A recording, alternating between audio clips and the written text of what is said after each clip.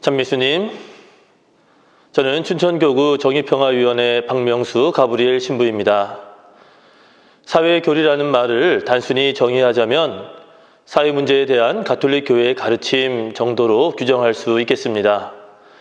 그러나 사회교리의 분야를 정의하기란 여간 어려운 일은 아닙니다. 왜냐하면 사회에서 제기되는 다양한 문제의 해답을 제시하는 과정에서 형성된 것이 사회교리이기에 그 적용 분야가 굉장히 광범위하고 구체적이기 때문입니다. 예를 들면 사회 문제는 어느 시기 어느 사회에서나 있어 왔지만 19세기 산업혁명이 시작되면서 이전 사회에서는 볼 수 없었던 다양한 형태의 사회 문제가 발생하게 됩니다. 과거에는 태어난 곳에서 죽을 때까지 살았던 봉건적 문화 속에서 발생한 여러 가지 문제들이었다면 산업혁명이 시작되면서 일자리를 찾아 산업화된 도시로 이주하는 이주 문제들, 또 아동 착취나 값싼 임금, 노동 환경과 관련된 노동 문제들과 같이 인간 존엄성의 다양한 사회 문제들이 제기되었고 교회는 이러한 현상과 문제에 대하여 올바른 방향을 제시해야 할 필요성을 느끼게 된 것입니다.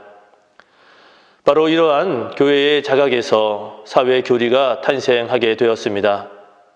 결국 사회교리는 사회 안에서 사회와 함께 존재하며 사회가 지향해야 할 방향을 교회의 가르침 속에서 발견할 수 있다는 확신에서 탄생하게 되었다 할 것입니다. 이처럼 사회가 직면한 다양한 문제들을 복음의 빛으로 비추어 생각하고 판단하며 행동하기 위해서는 그 기준이나 근거가 되는 것이 있어야 합니다. 그래서 가톨릭 교회는 하느님의 말씀, 그 자체인 성경과 성전, 그리고 교부들의 여러 가르침들을 그 기준으로 삼아 복음의 눈으로 문제를 해결해 나가고자 하는 것입니다. 그런데 오늘날 사회교리에 입각해서 이야기를 하다 보면 사회교리에 거부감을 갖는 분들을 종종 만나게 됩니다.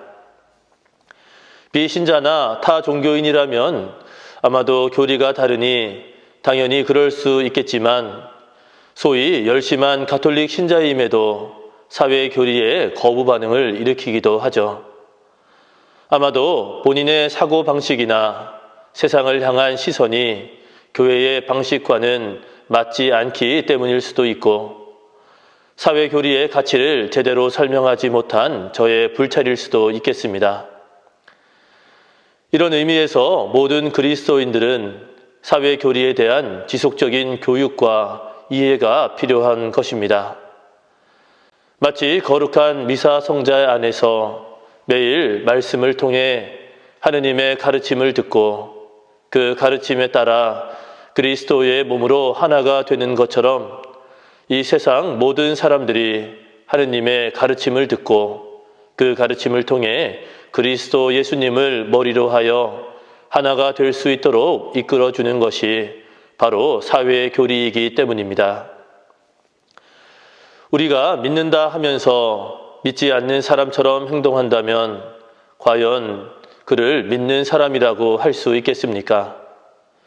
우리 스스로 그리스도인이라고 불리기를 원한다면 먼저 그분의 가르침을 믿고 따를 수 있어야 하지 않겠습니까?